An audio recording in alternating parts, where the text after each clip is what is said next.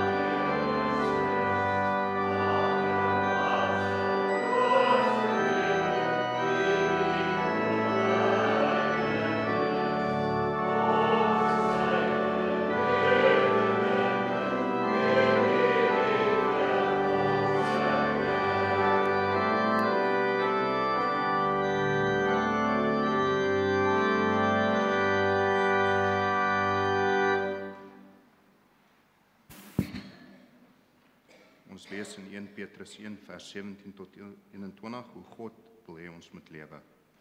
Aangesien julle hom as Vader aanroep wat oor elke mens onpartydig volgens sy dade oordeel, lewe dan in eerbied vir hom gedurende die tyd van julle vreemdelingskap van die wêreld.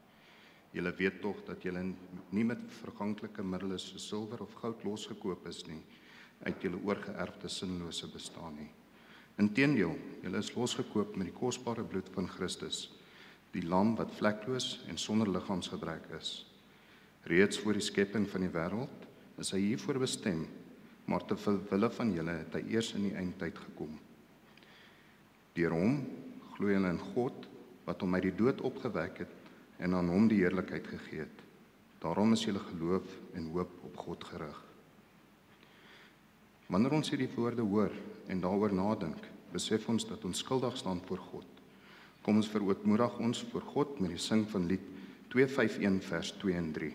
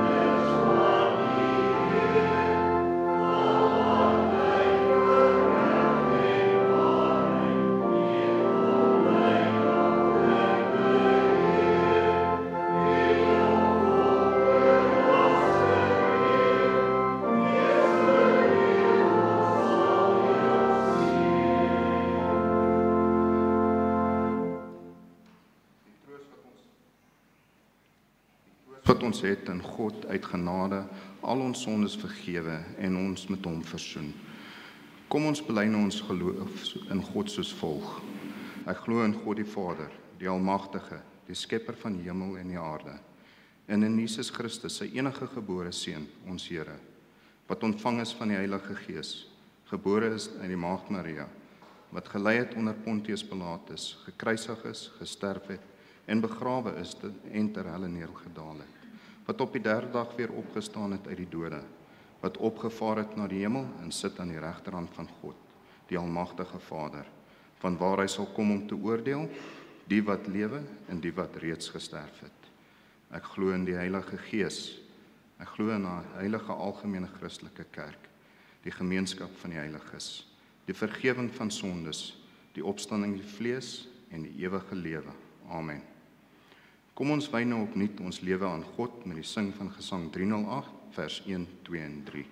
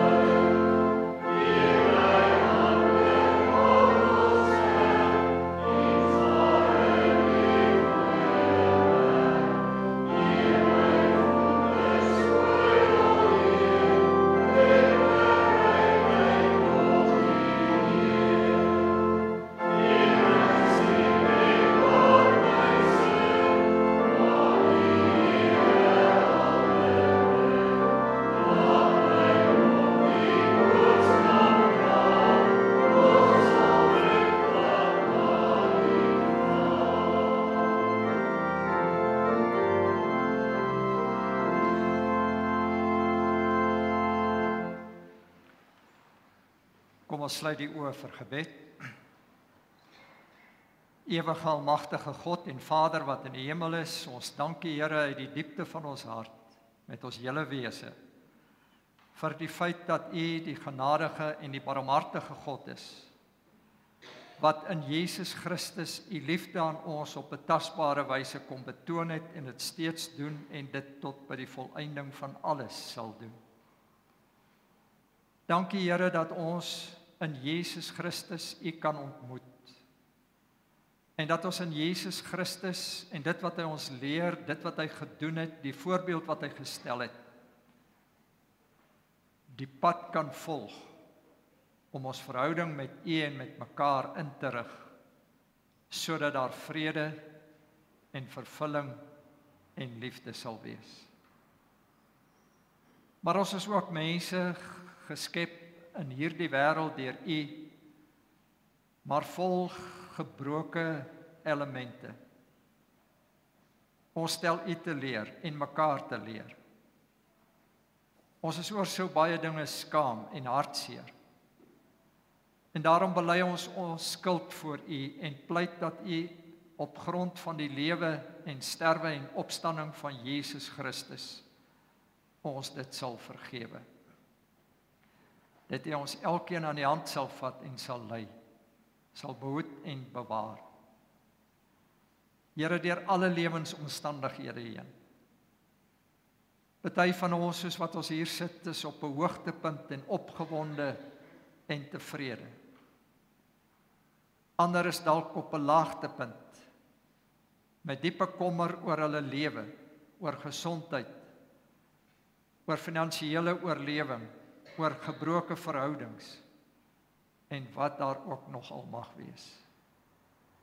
Ontferm U oor ons almal, Here, van die wat ly tot die wat uit vreugde wil juig en sing. En dankie Here dat ons ons lewe so aan U kan toevertrou.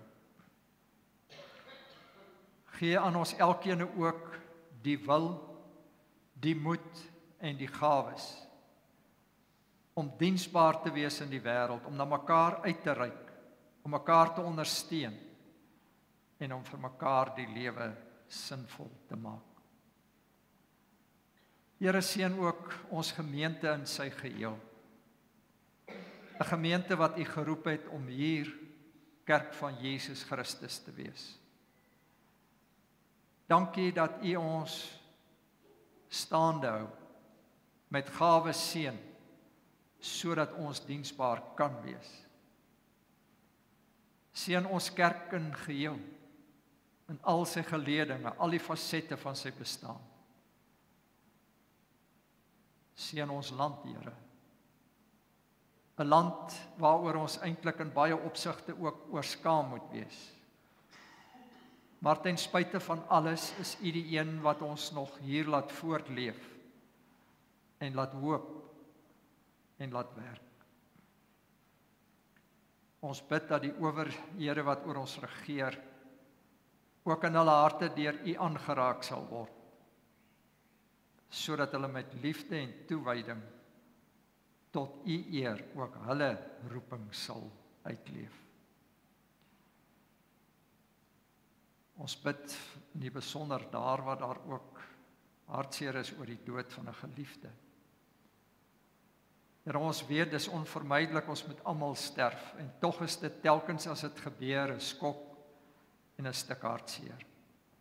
Maar tegelykertyd ook 'n troos dat ons kan weet in Jesus Christus is die sterwe van 'n mens in die wêreld nie net 'n verskrikking en 'n afskeid nie, maar is dit ook 'n geborgenheid.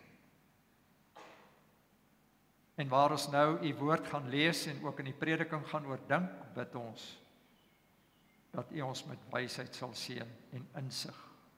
Mag dit ons geloof versterk om Christus Jesus ontwil. Amen. Ons skriflesing vanoggend kom uit die Matteus Evangelie, hoofstuk 3 vers 1 tot 12. U sien reeds daar, dit begin so in daardie tyd. Nou in daardie tyd verwys direk voorafgaande aan hierdie gedeelte na die kindermoord en Jesus se ouers met hom Egipte toe gevlug het hulle teruggekom en in Nasaret gaan woon. So hierdie gedeelte is eintlik 30 jaar na die vorige gedeelte. Want dit staan aan die begin van Jesus se openbare optrede, wat Johannes die Doper hierdie boodskap bring. Ons lees vanaf vers 1. In daardie tyd het Johannes die Doper in die woestyn van Judea begin preek en gesê: "Bekeer julle, want die koninkryk van die hemel het naby gekom." Hy is die een wat die profeet Jesaja bedoel het toe hy gesê het: "Iemand roep in die woestyn, maak die pad vir die Here gereed. Maak die paaie vir hom reguit." Hierdie Johannes het klere van kameelhaar gedra, met 'n leerband om sy heupe en hy het van sprinkane en veldheuning gelewe. In die dae het Jerusalem en die hele Judea en die hele omgewing van die Jordaan na hom toe gestroom. Hulle het hulle sondes bely en hulle deur hom in die Jordaanrivier laat doop. Toe hy merk dat baie van die Fariseërs en die Sadduseërs kom om deur hom gedoop te word, sê hy vir hulle: "Julle slange, wie het julle wys gemaak dat julle die dreigende toorn kan ontvlug? Dra liewer vrugte wat bewys dat julle bekeer is. Julle moet julle nie verbeel dat julle by julleself kan sê, ons het Abraham as voorvader nie. Dit sê ek vir julle, God kan uit hierdie klippe kinders vir Abraham verwek. Die byl het klaar teen die wortel van die bome. Elke boom wat nie goeie vrugte dra nie, word uitgekap en in die vuur gegooi. Ek doop julle wel met water, omdat julle bekeer het. Maar hy wat na my kom is my meerdere, en ek is nie eers werd om sy skoene uit te trek nie. Hy sal julle met die Heilige Gees en met vuur doop. Hy het sy skop in sy hand en hy sal sy dorsvloer deur en deur skoonmaak. Sy koring sal hy na die skuur toe bring, maar die kaf sal hy met 'n onblusbare vuur verbrand." Hier eindig ons skriflesing. 'n Mens kan jouself gelukkig ag as jy die Here se woord nie net hoor nie, maar regtig ook uitlewe. Die tema vir vanoggend is eintlik nie regtig 'n tema nie, dis maar die begin. Onthou jy, soos wat jy nou vanoggend hier sit, al die vorige Kerstye wat jy deurgemaak het? Onthou jy die geskarrel om reg te maak vir 'n vakansie, of vir die familie wat jy tuis moet ontvang vir Kersfees? Hoe dat jy moet dink, wat vat ek saam? Kos, klere, drank, speelgoed, swemklere, strandhanddoeke. Onthou jy hoe jy moes planne maak met jou huis, want die krag kan afgaan, iemand moet kom kyk sodat hy weer die krag kan aansit, na jou swembad kyk, na jou troetelbure kyk. Jy moet miskien nog laaste reëlings tref vir die werk. En naderhand voel jy vasgevang in jou vakansiedrome. Jy het sopas uit 'n stywe jaar van werksaamhede gekom waar jy moeg gewerk is en al wat jy wil doen is ontspan en die lewe geniet. Maar nou word die genieting ook soms 'n stuk werk. Die tweede, onthou jy wat jy in jou katekisasie dae geleer het, by jou ouers gehoor het, hier in die kerk gehoor het oor Advent. Miskien sê jy vir jouself, wat se woord is dit, Advent? Dis tog nie 'n Afrikaanse woord nie, inderdaad nie. Advent in gewone Afrikaans beteken koms. Die koms van Jesus Christus in die wêreld. En hierdie tyd, hierdie 4 weke voor Kersfees wat dan bekend staan as Advent, is 'n tyd van afwagting.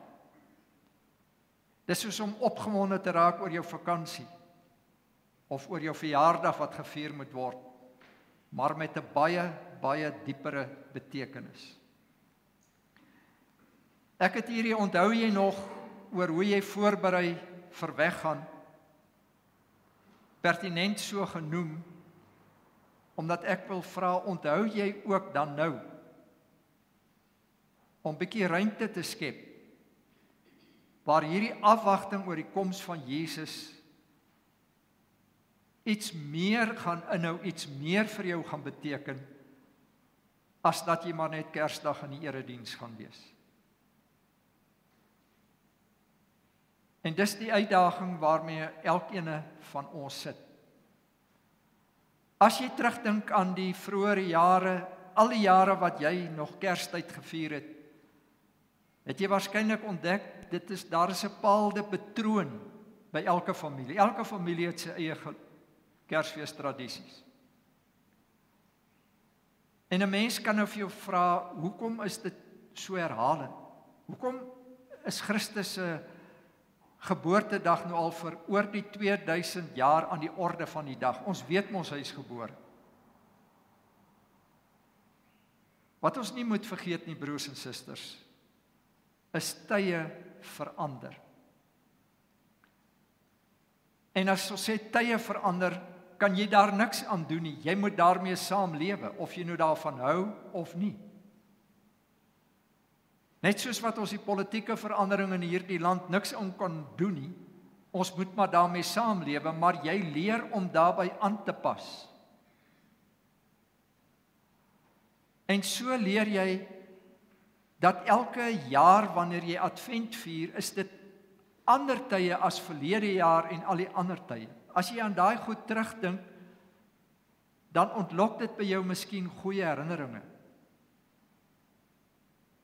Jy het dalk 'n stuk nostalgie in jou, jy verlang terug na jou kinderdae, toe jy 'n kind in jou ouerhuis was en Kersfees gevier is. As jy nou 'n kind is jy al 'n jaar ouer en jy het 'n ander verwagting van Kersfees en van die geskenke wat jy dalk gaan kry. Maar dit gaan nie net oor hierdie besig wees nie, dit gaan ook daaroor dat jy, as jy met vakansie is, en jy sit in die kar en jy is die bestuurder van die kar, van tyd tot tyd in die triespieeltjie kyk, wat gaan nie agter jou aan. Jy het by iets verbygery en jy het nie mooi geregistreer nie, jy kyk in die triespieeltjie, maar triespieël kyk, laat altyd 'n verwronge beeld in 'n sekere sin. En ek en jy kyk elke jaar hierdie tyd in die triespieël van ons lewe. Wat het hierdie jaar wat verby is gebeur? Daar was dalk dood in die familie. Daar was dalk 'n situasie waar jy jou werk verloor het. Daar was dalk erge gesondheidsprobleme. Daar was dalk baie, baie erge verhoudingsprobleme. En om in daai triespieël te kyk, terwyl jy vorentoe beweeg, is die uitdaging dat jy nie vasval wat jy in die triespieël sien, in terme van selfbejammering en van wrok. En as ons nou dit vir mekaar gesê het, en ons kyk na hierdie gedeelte wat ons gelees het, dan sien ons dat Johannes die Doper in 'n sekere sin uniek is anders as ander profete,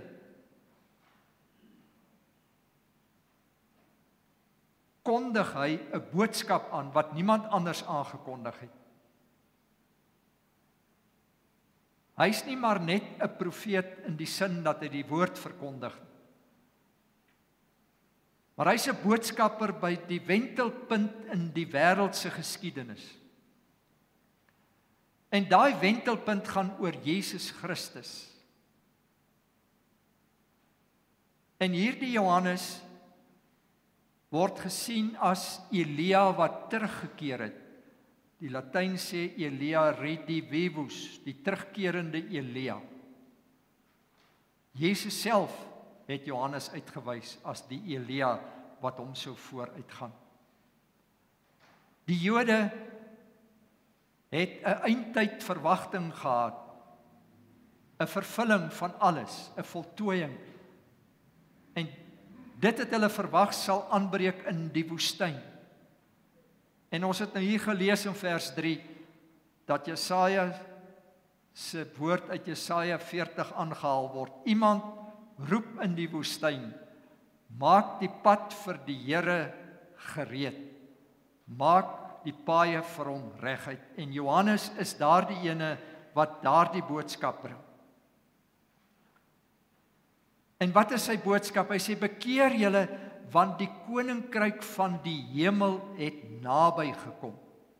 En sommer maar net vir die interessante, die ander evangelies praat almal van die koninkryk van God, is net Matteus wat praat van die koninkryk van die hemel, maar dit dui maar op dieselfde, op God se koninkryk wat naby gekom het.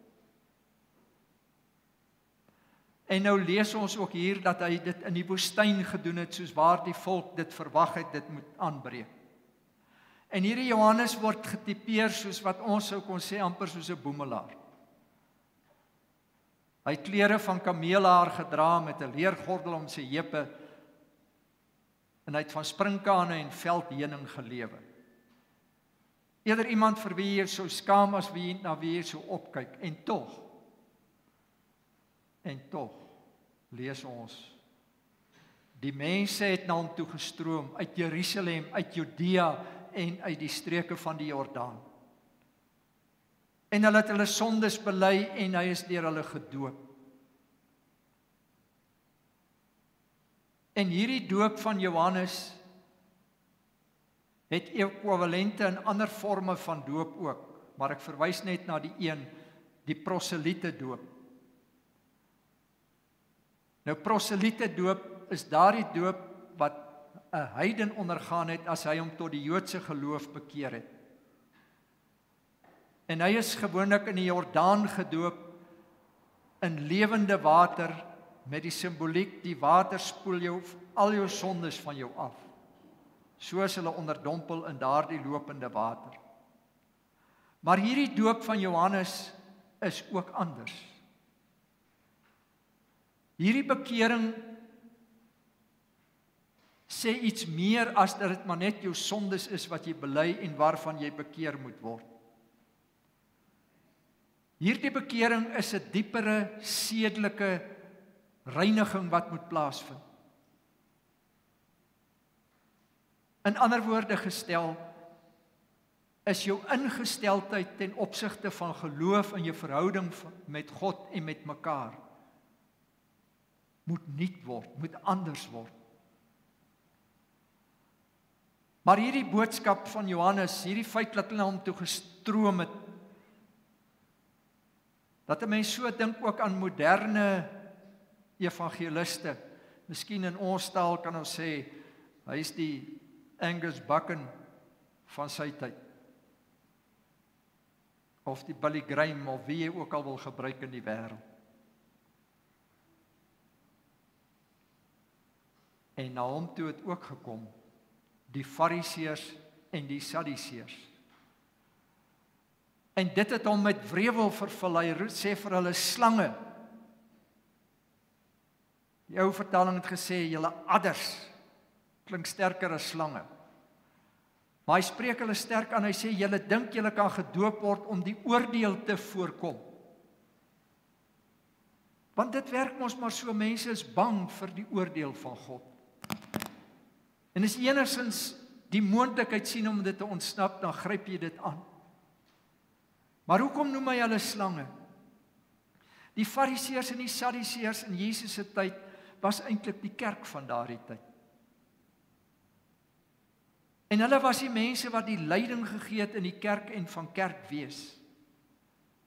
Maar ons moet 'n fyn ding raak sien wat hier met hulle gebeur. Die Fariseërs dateer so vanuit die 2de eeu voor Christus. En is amper op 'n hoogtepunt in die tyd van Jesus se geboorte. Hulle was die mense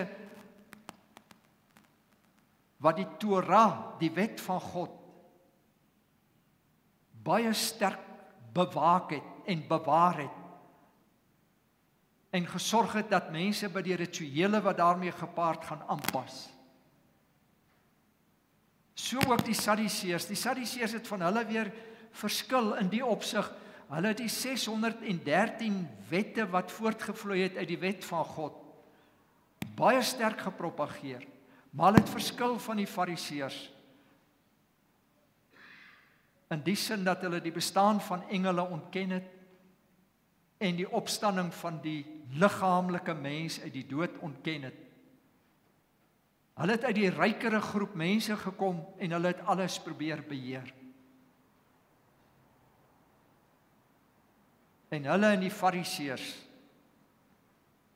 het mense deurlopend skuldig laat voel as hulle nie die wet van God nakom nie.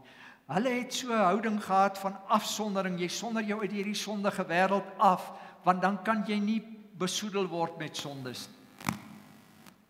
En die reinigingsrituele het hulle streng toegepas. En dit wat ons moet onderskei, dit wat ons moet raak sien, is dat by implikasie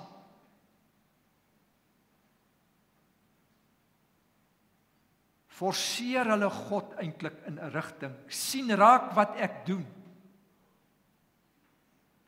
Hulle het iets van hierdie houding gehad, God het my nodig, in plaas daarvan om te sien, God het jou nie nodig nie, jy het God nodig.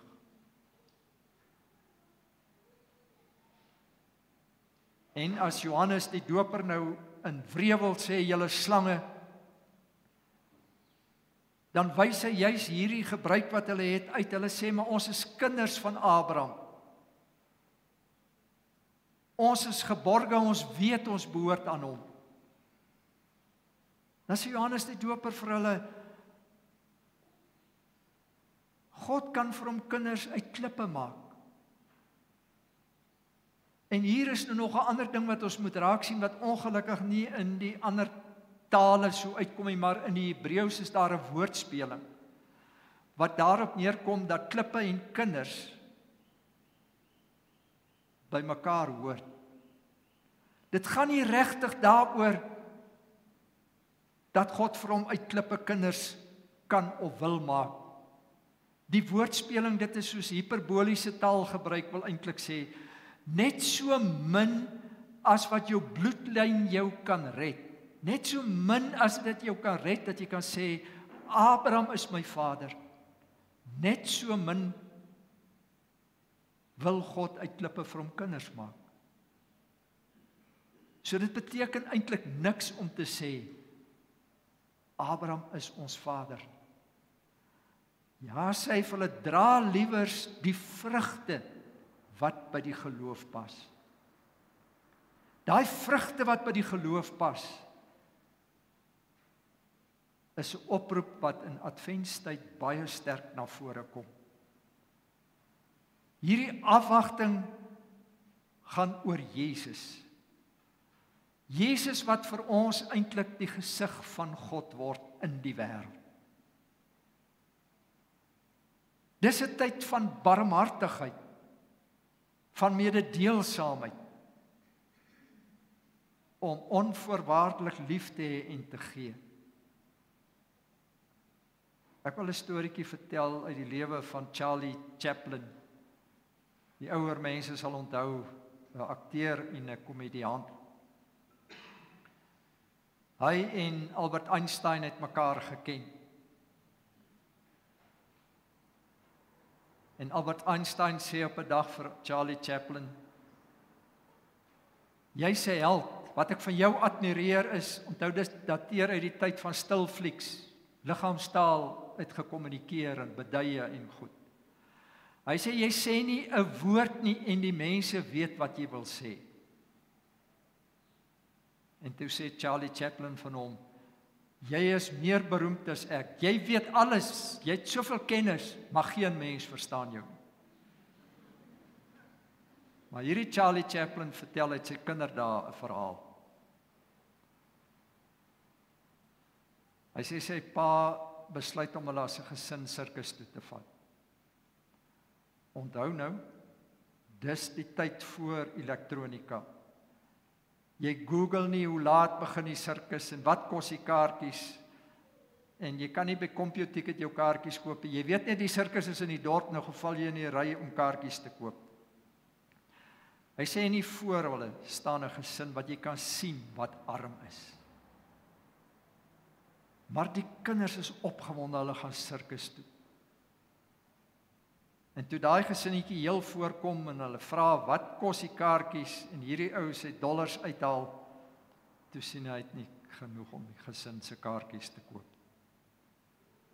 Charlie sê en onthou sy pa haal 'n klomp dollarnote uit sy sak en hy prop dit in hierdie man se hand. Hy sê hierdie geld het jy sopas laat val, ek het dit nou vir jou opgetel, hier is dit. En die persoon klik waaroor dit gaan en hy sê baie dankie.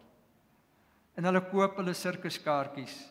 En toe hulle wegstap, toe sê Charlie se pa vir hulle, ons moet nou huis toe gaan. Ek het nie geld om vir ons die kaartjies te koop.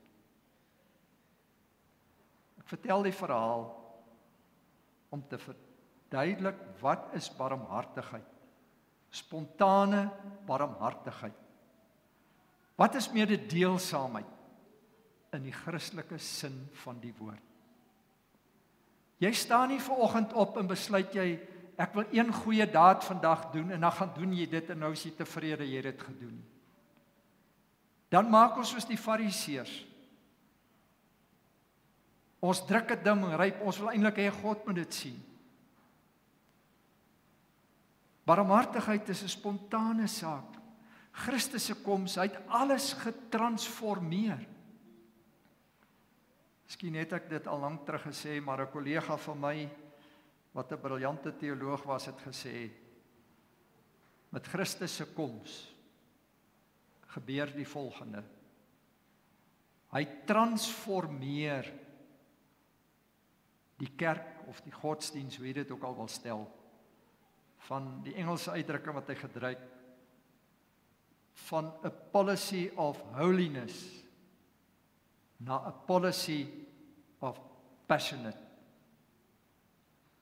Jesus kom vat hierdie Fariseërs se heiligheid en gespannendheid dat jy mag nie die wet oortree nie weg.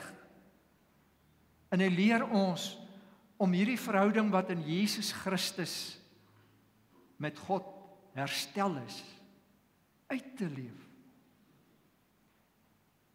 Jy besluit nie wanneer jy wil goed doen noodwendig nie. Dis wanneer die geleentheid om voordoen, dat jy dit uit liefde en met toewyding en respek teenoor God, teenoor ander mens verrig. Jesus Christus se geboorte is die aanbreek van 'n totale nuwe werklikheid. Baie mense het al in opstand gekom oor godsdiens as sodanig, oor hierdie skewe beelde wat daar in die godsdiens leef. Een van die meer moderne martelaars, Bonhoeffer, wat in die Tweede Wêreldoorlog gekruisig is oor sy geloof en standpunt teen Hitler se oorlogvoering, het 'n verskriklike belangrike ding gesê. Hy het gesê, in Christus, in Jesus, leer ons om sonder God, met God in die wêreld te leef. Amen. Sit net so en doen ons 'n dankgebed. Ons Vader wat in die hemel is, dankie Here, dat ons hierdie afwagting kan koester en vertroetel, dat die geboorte van Jesus Christus nuwe bestaanswerklikhede geskep het. 'n Nuwe lewe wat ons met toewyding kan omarm en lewe. Seën ons elkeen as ons ook hier vandaan uitmekaar uitgaan, sodat ons lewe 'n lewe sal wees wat U naam eer sal aandoen en wat regtig vir hulle wat naby aan ons is en ook die wat nie so naby aan ons is nie, tot voordeel sal strek. Mag hierdie dag vir ons regtig 'n dag wees van vrede, van vreugde, van gemoedsrus en van vertroosting. Om Christus Jesus ontwil. Amen. Ons sluit nou af met Gesang 334, al 4 versies.